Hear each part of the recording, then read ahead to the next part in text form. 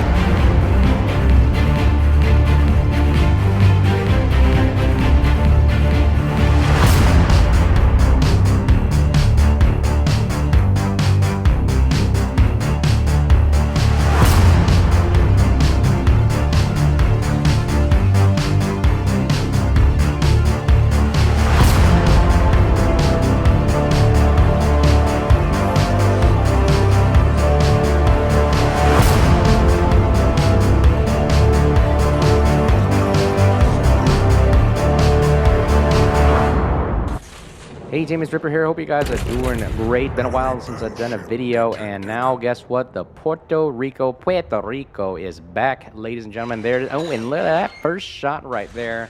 Kablammy whammy on the side right there with a nice citadel. And I had forgotten about Puerto Rico. I haven't played it in a while, but guess what? The Dockyard event has come back, and it is I think it's a really great event. I think this time it's a lot better than the first time it was released. I believe they call it the Puerto Rico Dockyard Fiasco.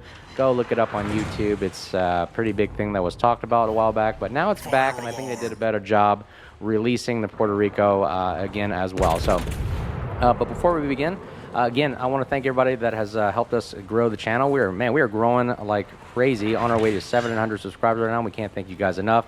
Like, bell, subscribe button below, and again, we cannot say thank you enough. Having a blast. Support is amazing, and we're learning everything at the same time, as well as having fun doing it as well. So let's talk about it. First of all, what is the Puerto Rico? The Puerto Rico, as you can see in that great intro right there with Blue Monday background music right there, it is a tier 10 premium cruiser to me, it really is a 12-gun Alaska. Now, if you don't know what an Alaska is, go look it up on YouTube. It is one of the best, I think, premiums that they've released in a while, the cruiser. But now they also, I was like wondering, wow, I wish Alaska came in 12-gun format. And here you go. You got a Puerto Rico, which is a bigger brother, you know, because the Alaska is tier 9. The bigger brother, tier 10 Puerto Rico, essentially one more gun. Just the only issue is it has worse dispersion, so you got more of a shotgun spread, as you can see there, than the Alaska. Alaska, I believe, is more of like a sniper Sigma dispersion kind of thing. Way better. And also the concealment's better on the Alaska. I believe some of the angles are better on the Alaska.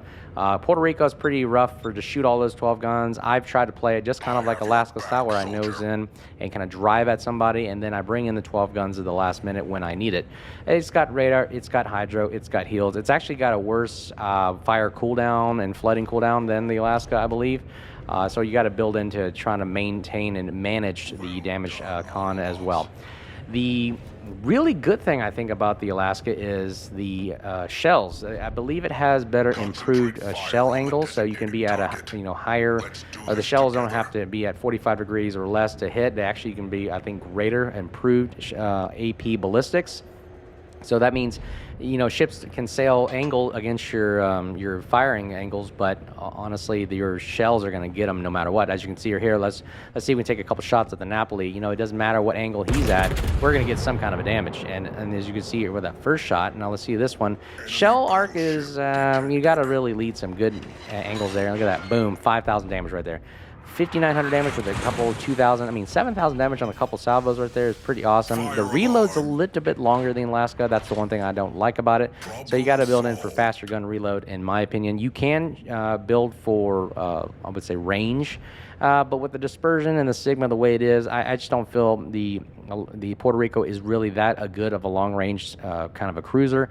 Especially you want to take advantage of the radar, the hydro. You're really supposed to go in there and support your team as well as tank damage. I mean, I've been in clan battles where one of my teammates has the Puerto Rico, and the Puerto Rico literally is going head-to-head with battleships. I mean, this thing is a battle cruiser. Call it a super cruiser, battle cruiser, whatever you want to call it. This thing is powerful. It is good at tanking with 71,000 HP and a decent amount of heals, good damage con. Now, you can't do it for long. Like any other ship. You can't sit there and just absorb damage like crazy. I kind of play this thing kind of like a Petro, but again, the Puerto Rico does really, really well with tanking damage for a little bit, but not as much as, say, a battleship would. A couple other pros I like about it is that it really is a devastating force on the battlefield. I mean, you are literally going in there and you're taking 12 shots. I mean, you have 12 guns. You are kind of like a little miniature Montana. Really, really awesome AP damage, good alpha, and you're taking on things like Burgoyne, like right here. Boom, 13,000 damage right there. That's exactly what you do.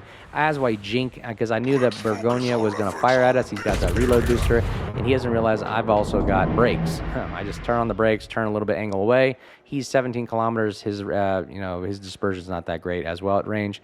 So we're going to take advantage, and boom, we're taking some more hits right there. 4,400 damage. Not much, but hey, it still hurts in the long run. And look at that, Burgoyne is down, and it's hurting him really, really bad.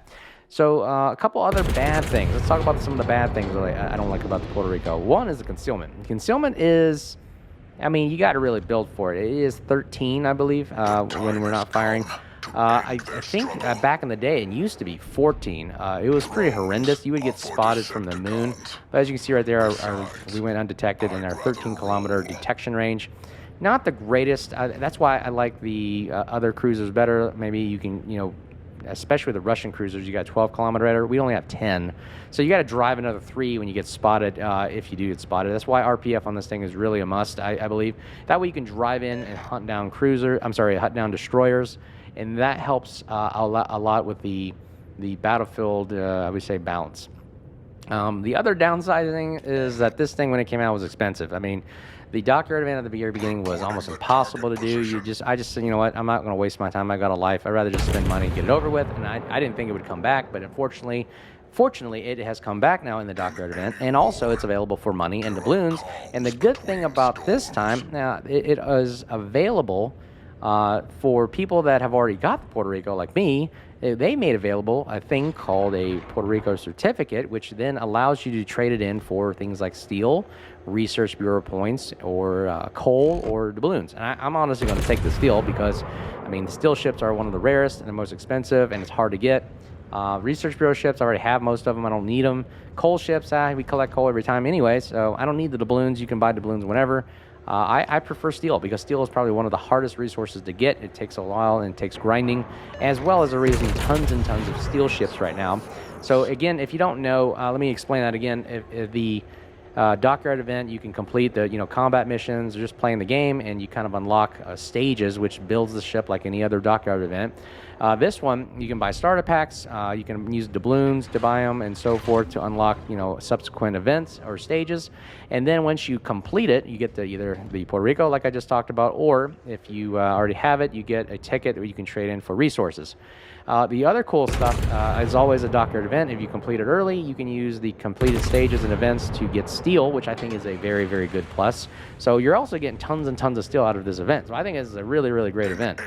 For those that are really diehard about this, you're getting a tier 10 Puerto Rico. You're getting steel, you're getting flags, you're getting Huron, I believe, along the way.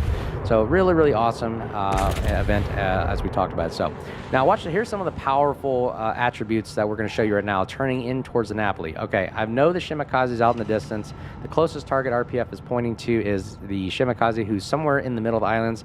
So I know the Napoli's to my right, so I'm going to angle to the Napoli, all while Hydro is up and keeping my nose in towards the Shimakaze, because I know he will be launching torpedoes. Torpedoes are bad against this, but it's a good thing we have Hydro. We go detected, undetected, back and forth, but it doesn't matter. I've got radar. I'm going to wait till the Napoli or the Shima pop in, and then I'll use my radar as a last resort to reveal. I know the Napoli's smoke will eventually go away, so why use it right now? He's got a spotter plane up there, the torpedoes. I'm going to have to turn hard left and immediately turn hard right. Now, I know the one attribute is the Napoli guns stink. See right there? Napoli guns are pretty much paper, spit waters, whatever. They don't really do much to our tankiness. We got like 27, 38 millimeter all around us, 16 millimeter main structure, so we can bounce a lot of these shells. And if we angle in really well, look, he's just chipping the paint, no big deal. And we're going to go ahead and fire. Torpedoes right there, hard left, slam on brakes, so that way we can avoid them. I don't mind showing broadside. Look, boom, scratch the paint again, bring in 12 guns to bear on the Napoli, and he's pretty much going to show broadside, and that's a bad thing. That's a 11,000 right there. And here's the final kill shot, boom! Splash 1, RIP back to 40, and that is our first kill of the game. And we pretty much have done our deed right here with the Puerto Rico. So that's pretty much summing up the game right now. The rest of it's just chasing the Shima down. The game ends. But let me know what you think below. Like, subscribe, bell button below if you'd like to support the channel on our way to 700 subscribers. Again, this is definitely a great ship to be grinding for. I think it's definitely worth it. I think it's going to be around for about 3 updates. So probably almost till the end of the year. So again, thanks for all the support. Hope you enjoyed the video, and we'll talk to you guys soon. Cheers.